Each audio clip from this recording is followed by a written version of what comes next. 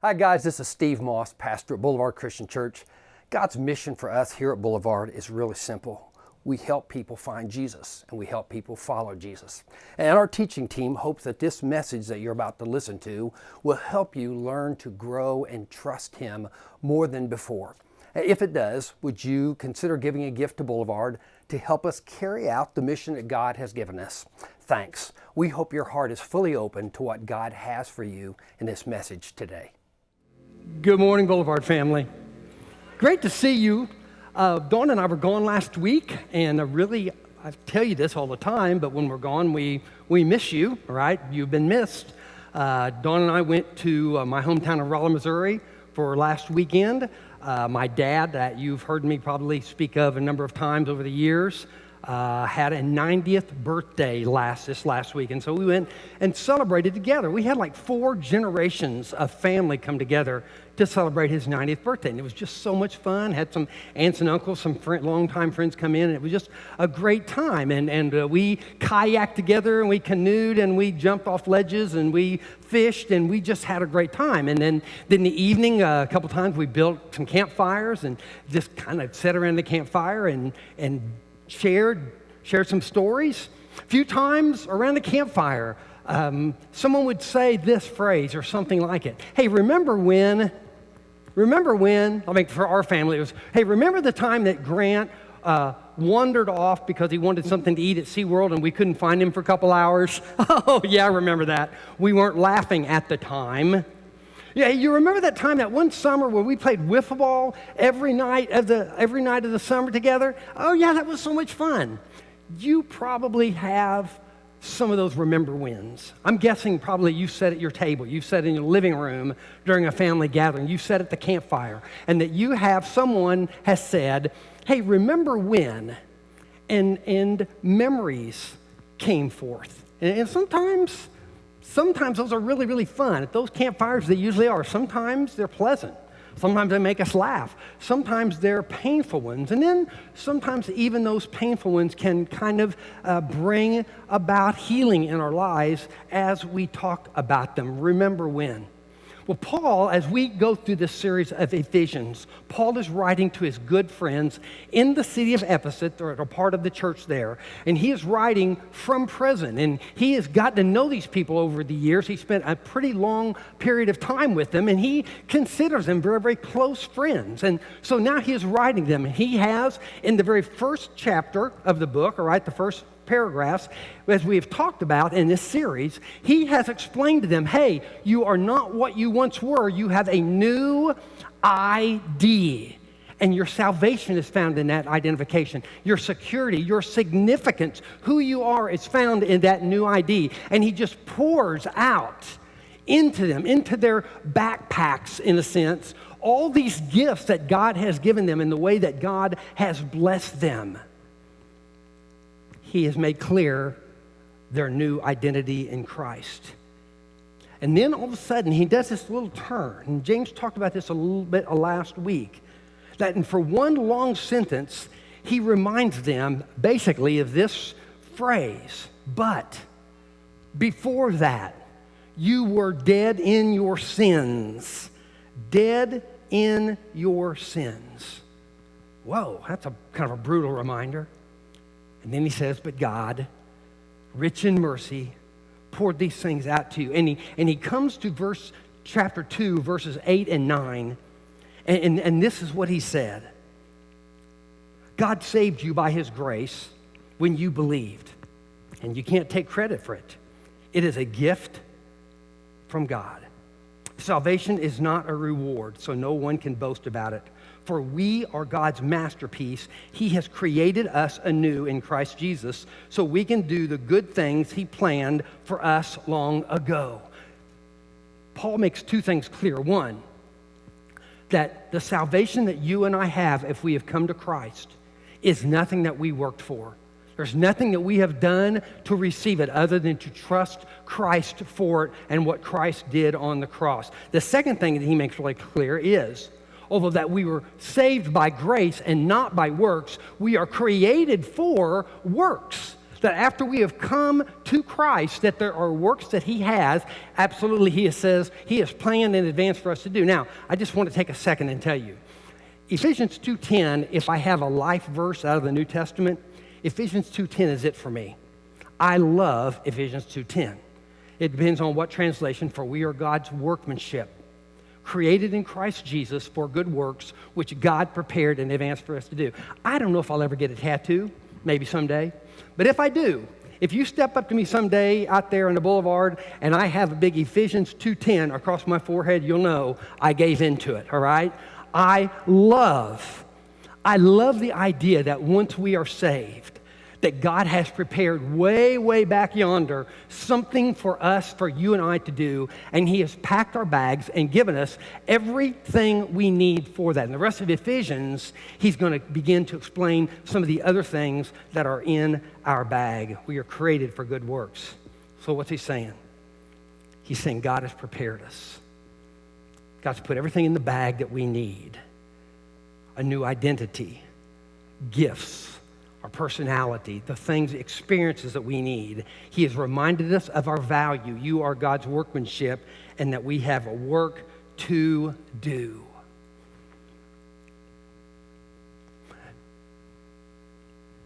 Last week, Dawn and I were watching football. And there's a couple times when, in kind of important moments in the game, the coach huddles with the team on the sidelines. All right? They're not calling the play out there. He's just got them random. And I don't know exactly what he's saying, but I've been in those situations a few times on the sidelines. And typically what it's kind of like, okay, guys, listen, we have gotten ready for this moment. The coaches have poured into you for this moment. You have sweated and worked hard for this moment. You've trained, you've lifted weights, you've run, you've hit, you've done all the things for this moment. And then this particular instance yesterday, I could see it all happening, and they all put their hands in, and it was like, okay, 1, 2, 3, break. And then the whole team just turned, and they went over to the bench, and they sat down. Really? Not really. No, they ran out on the field hooping and hollering because they realized they had what was needed for this moment. And that's kind of what Paul is doing here. He's saying, listen, man, this is what you were, but this is what God has prepared you for. This is the moment. But before he sends them into the journey, he's going to say one more time, maybe because he just believes that they need to hear this, look back. And in Ephesians 2, 11 and 12, here's what he says. Don't forget. That's that remember when moment. That you Gentiles used to be outsiders. You were called, this is a real cut, uncircumcised heathens by the Jews who were proud of their circumcision, even though it affected only their bodies and not their hearts. Next verse. In those days, you are living apart from Christ. You were excluded from citizenship among the people of Israel. You did not know the covenant promises God had made to them. And he closes with this incredible sentence. You lived in this world without God and without hope.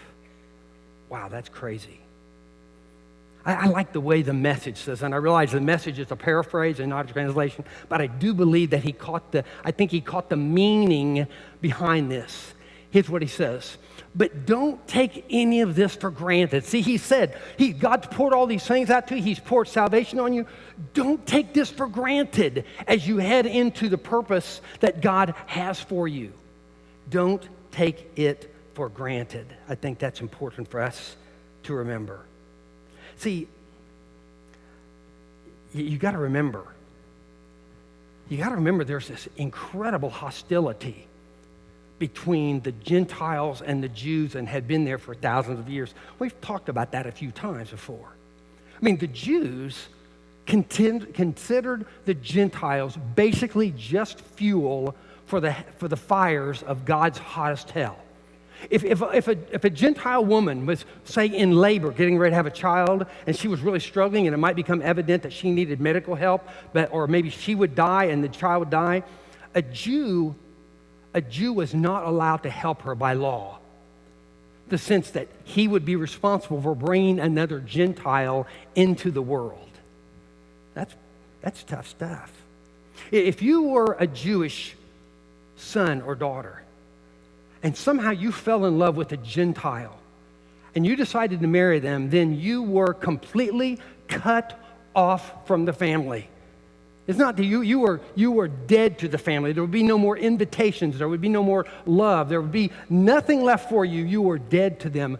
The Jews hated the Gentiles. And God says not only was this true, that you were outsiders, that you didn't know the covenant, he says also, but you lived in this world without God and without hope. You know, the Greeks, these Gentiles, these Greeks were known as, someone wrote of them as the sunny Greeks, or the sunniest Greeks. They were kind of known from the outside as people who were being like festive and loud and kind of partying and just people who were really all involved, having a great time in life. Not so different from the world we know today. But if you read a little bit further, if you pull back the veil on Greek culture, you'll realize this. There was a writer who wrote of what's called the Greek melancholia. And that was basically this, that behind all the festivities, behind all the fun and the loud and the parties, when you went behind that veil, there was this Greek melancholia, that there was this depression, actually, that there was this anxiousness, that there was a hopelessness. Why? Because the Greeks didn't believe there was anything beyond the grave. And so all they thought they had was what they had while their feet were on the dirt of this earth.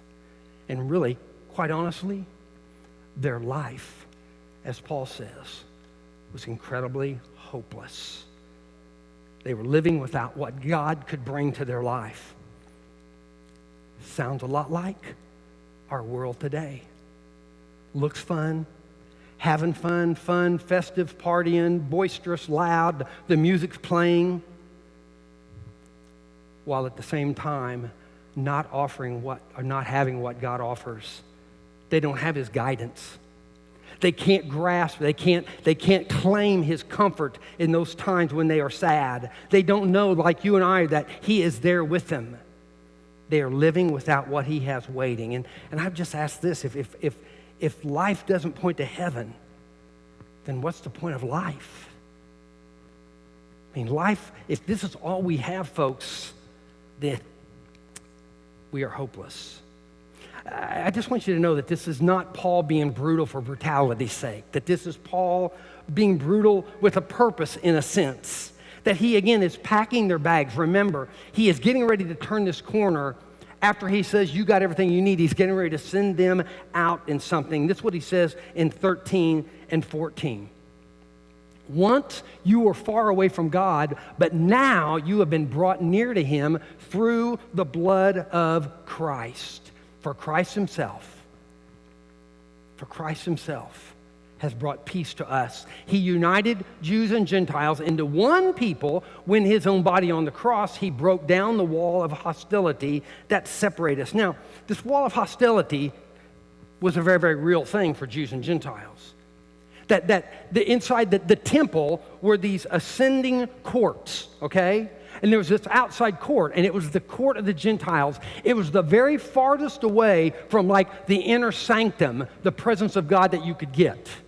So the Gentiles could stand on the very far. Remember, it says outsiders? They had this court area, and they could kind of stand and watch, but they could not actually come into the presence of God. And there was actually a wall. And on that wall was a sign. And that wall, and that sign on that wall said to them, it said, if you cross this line, please know that your life will end immediately. Basically, translation is what it said. And so they always knew that they were standing on the outside. They always knew that the Jews hated them. They always knew that they really did not have access to the living God. They were without God and without hope. So Paul's telling us right here there are two relationships of hostility. Two relationships where reconciling is needed. the bringing of peace. The first is this. It's just the vertical between them and the Jews and God. There is a reconciliation that is needed there. And the second is horizontally between them, the Gentiles, and the Jews. Because as we spoke of before, there's this incredible hostility there. Got to pause for just a second and ask, does that sound like our culture? I mean, is that kind of hostility, that deep hostility, does that sound like what we hear about, what we have experienced in the last few years with racism? With the people who have different economic differences, with people who stand on different platforms when it comes to politics? Have we sensed that kind of hostility? Maybe it's within your family. Maybe you are experiencing hostility of some type between you and a friend that you know underneath it all, you are smiling on the outside, but inside, if you pull the veil back, you are jealous, or you are envious, or you are bitter in some way against a child, against maybe even your spouse. There is hostility. There is no love and peace because the difference is so great. When we were last weekend, Dawn and I were standing at the edge of this lake, and our 13-year-old granddaughter comes up, and she points to her 12-year-old brother. And Ella is kind of a introspective, kind of quiet, very, very witty artist, kind of person. And she's watching her brother, Hudson, who is everything on the other side, loud. Everywhere he goes, there's this party going on, whatever. And he's standing on this ledge getting ready to jump into the water. And she's telling us about him being at Chick-fil-A the day before, and he's dancing in line, whatever. And she's just standing there watching him just, kind of, have a lot of fun. Let's just put it this, on top of this ledge, getting ready to jump into this water. And she looks at Dawn and I, and she goes, "Pops and Uma, sometimes it's just hard to believe that he and I are in the same family." It's like, that's true. And there's no hostility there. But there is a great difference. And it could lead to that if either one of them decided that that's where they wanted it to go. Those differences can lead to hostility. Let me just kind of cut through and say this. You cannot have anything approaching true peace with people unless you have peace with God. That peace is only made possible, Paul says, through Christ's death on the cross. Chew on that for just a second. Folks, we are brought near, you and I. We are brought into a relationship with a loving Father, not by anything that we have ever done or anything we are doing or will do. We are brought to that relationship simply by trusting in Him, not by being a good person. It doesn't matter if your grandparents or your dad was a preacher or the most spiritual person on the block or in the church. It's about you making a personal decision to trust what Christ has done on the cross. That is how we are reconciled. That is how peace is made with us. And at that point in time, we can begin having peace with others. We'll talk about that in just a second. There's two words in the Bible basically for peace. The Old Testament word is the word shalom. In the New Word, it's a word that means basically the same thing, but the word in Greek is irene. And this is not, neither one of them have a negative connotation. Most of the time when we think about peace, we think about an absence of conflict. But that's not really what these mean. It's so much deeper. Make sure you hear this. When a person in the Old Testament or when a person in those times said to one another as they passed maybe on the sidewalk or whatever, and they said, shalom, what they meant was this: may you have everything you need from God for your highest good.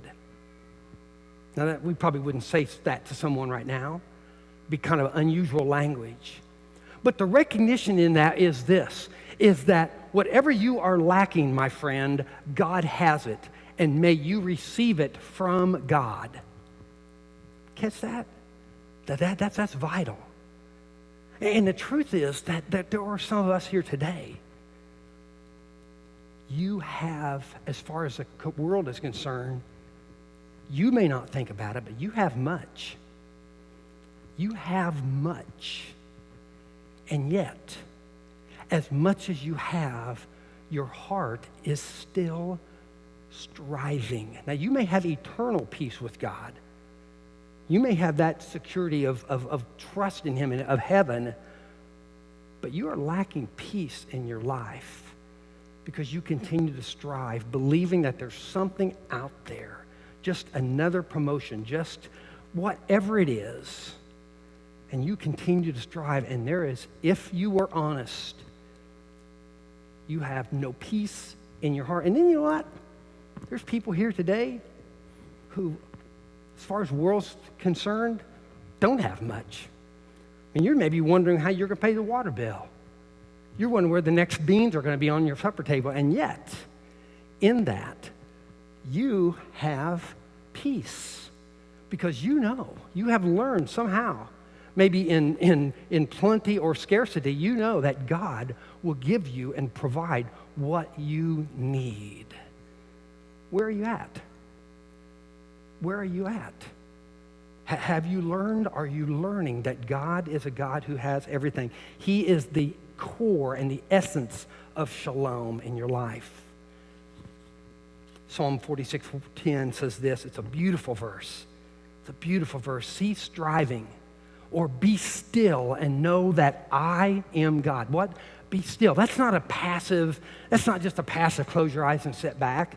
That's the absence of striving. That's the absence of like, okay, I gotta get after this. There's something else out there that I've got to purchase. There's something else I've got to achieve. There's another trophy. There's another promotion. There's another something. And when I get there, man, when I cross that finish line, man, it's going to be there. I'm ready.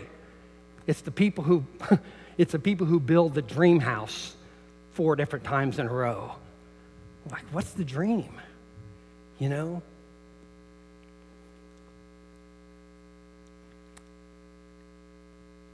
If you and I, if I believe that God is and has everything I need for my highest good, then I cease having to squeeze that from you in our relationship. Does that make sense to you? If I believe that God has everything I need, all the truth I need, if I believe that He has every bit of emotional energy that I need, that He meets every need that I have, physically or spiritually or whatever, that gives me peace and freedom to be in a relationship with you without having to try to grasp that from you. Do you ever think about how much time you and I spend trying to manipulate other relationships for something that we feel like that person has, that we've got to have? If we and I come to a place, or even begin to come to a place where we believe God has it and He willingly gives it, then man, that brings an incredible peace, the ability to have peace with that other person. Let me share with you so you kind of grasp what the opposite of this horizontal relational peace looks like, or what drives the opposite of it. Here's what James says. What is causing the quarrels and fights among you? That's a great question. Are you in some kind of conflict with anybody? Don't they come from the evil desires that were within you? And then he says, you want what you don't have, so you scheme and you kill to get it. Now, don't let that word kill get, because most of us haven't been there, but we scheme and we manipulate to get what we want. You are jealous of what others have, but you can't get it. So you fight and you wage war to take it away from them. Yet you don't have what you want because you don't ask God, the center and core of shalom, for it. We manipulate, and we argue, and we fuss, and we pout, and we whine, and we accuse, and we go into passive-aggressive behavior, and we go into aggressive behavior, whatever the opposite of passive-aggressive is. And we yell and we spit, and hey, that's as followers of Jesus. I'm not even talking about the people out there. And we create our own walls of hostility, right? We create those walls of hostility. Now, I want to say this. When Paul says that we have peace with God and with others through the death of Christ, peace with others, is that just that death on a cross, just this magic wand that makes it all go away? No, I think it's different than that. I think what the first step for you and I to have peace with others is that you and I grasp this idea in 2:8 that we are saved not by works but by the grace of God. That we actually become aware of how far apart you and I were from God. Most of us have a real struggle with that.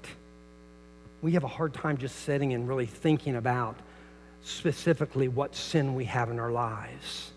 But when we grasp that, and when you and I grasp the grace that has been poured out in our lives, then that puts us in a place where we can begin to, in those relationships where conflict may occur, we can begin to pour the same grace that has been poured into our life into the life of others. I believe that is the very first step. One person came to his pastor and said, "Man, my wife and I, we need some counseling, man." "Yeah, pastor, we need some reconciliation." And what he meant was reconciliation. But actually the word was correct, because for reconciliation to take place, a cancellation of the other's debts has to happen. And God has provided that for you in Christ. And for us to have peace with others, we must be willing to cancel debts. Horizontal peace begins by remembering that you were separated once from God and made near. But it's kept. If there's a second step, it's kept by something that Paul is going to say to us a few chapters over in 4:32. And he says this, okay? Once you have sensed, once you understand that God has poured his grace and that you have forgiveness from him, then you forgive others as Christ has forgiven you. And that's a command, not just an urging. We take the step of understanding and remembering his grace, and then we offer that grace to others. And that's how peace takes place between us, even if they don't get it. It's great if both people get that, but sometimes he also will say, as far as it is up to you, have peace, live in peace with other people. Paul says this: you were separated, you were reconciled, and you have peace with God and one another. And then he says this: you were united with Christ. You were united. I just want to say this. I want you to grasp that this great act of sacrifice by God in giving his son so you and I can have a relationship with him, please know, that's not done begrudgingly. That's not him going, "Oh, okay, I guess so." No. That is him making the sacrifice of his son, but doing it gladly, if you can use that word.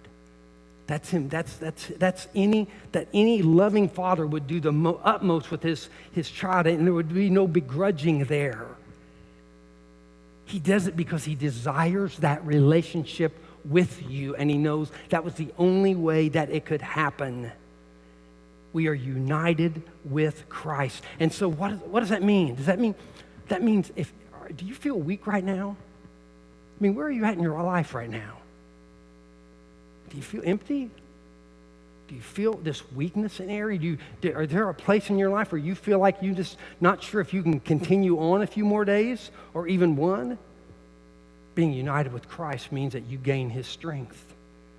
Is there a place in your life where you are suffering such brutal temptation right now that if you haven't caved already, and maybe you have, he's there for you. Or maybe you haven't caved in, he's there with you. Maybe you're overwhelmed. Maybe you're surrounded by people, or maybe you're not, and you feel all alone. We are united with Christ. This last weekend, There's a lot of memories, a lot of great stories. One of our grandsons wanted to jump off this ledge that everybody else was jumping off. And he just stood there. He just got scared. And it was daunting. I mean, it was only 15 feet or so, but when you're standing there looking into the water, it looks like it's a long way down. It's scary.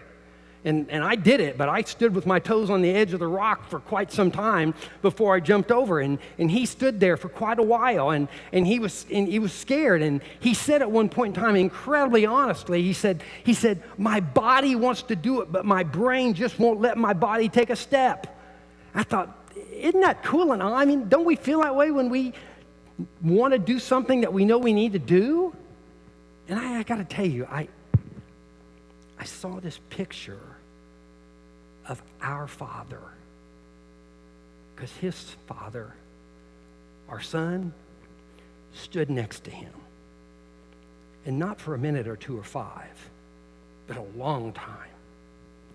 2 or 3 times, because he would stand there and he would stand there for a long time, and then he would go, I can't do it, and he would walk off. And a few hours later, I look up and he's there again, and our son Lane is standing next to him, and he says, Dad, don't push me.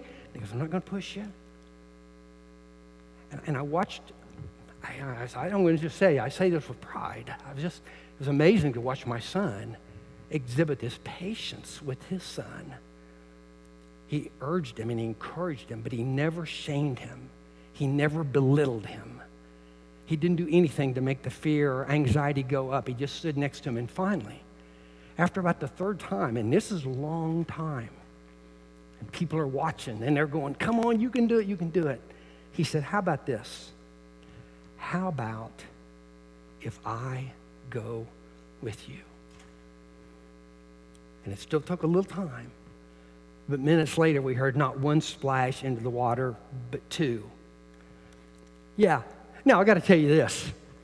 The grandson comes up with all the water, and I'm just, I'm cheering. I'm like, hey, man, listen, how was that? Expect him to go, it was awesome. And he looks up and he goes, Pops, I didn't like it at all.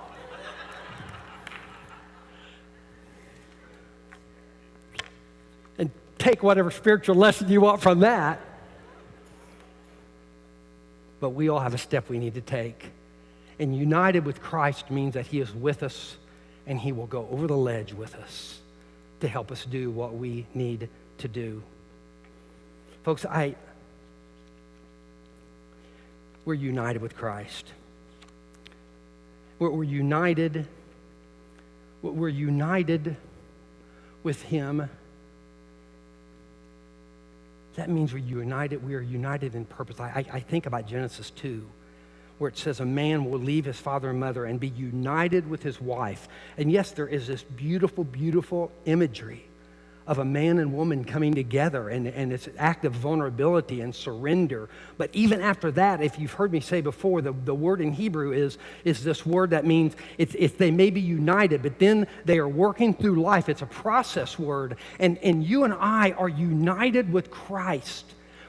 When we bring our vulnerability, when we surrender to him, we're united, but not just the privileges that Paul has talked about, but now he turns this corner and the arrow is not pointing back, but the arrow is pointing forward, and he says, hey, listen, your bags are packed, your toes are on the ledge, you got something to do. You've got a purpose now. And when we become united with Christ, that means what? That means his purpose becomes our purpose. And we talk here that our mission here at Boulevard is what? To help people find Christ. And what? To help people follow Christ. But I got to tell you, believer, that mission that God has given us as a church is no different than the mission that he has given you as a follower of Christ who has been saved and reconciled through the blood of Christ. You have that same mission, and he is with you. Now, we have what we would call platforms for the gospel. This is a platform. This is where the gospel is preached. This is where we worship him. This is where we hope people will come so they can hear. We have Grief Share on Monday morning where people can hear the gospel and allow healing to happen in their life. We have Celebrate Recovery on Thursday night. That's a platform for the gospel to go out, where people can receive healing for all kinds of relational and emotional wounds. We have city groups where people can sit in a small living room set and just be honest and emotional and vulnerable with one another and share their lives.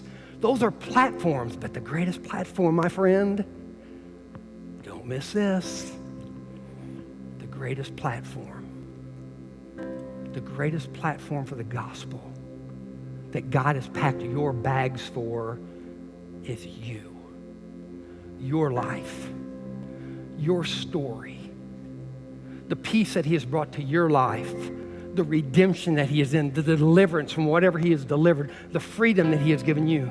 That is the greatest platform for the gospel. And this last year, guys, we have God's just doing some great stuff through you as a community. I mean, we've been able to reach out into some neighborhoods, and we're seeing spiritual fruit.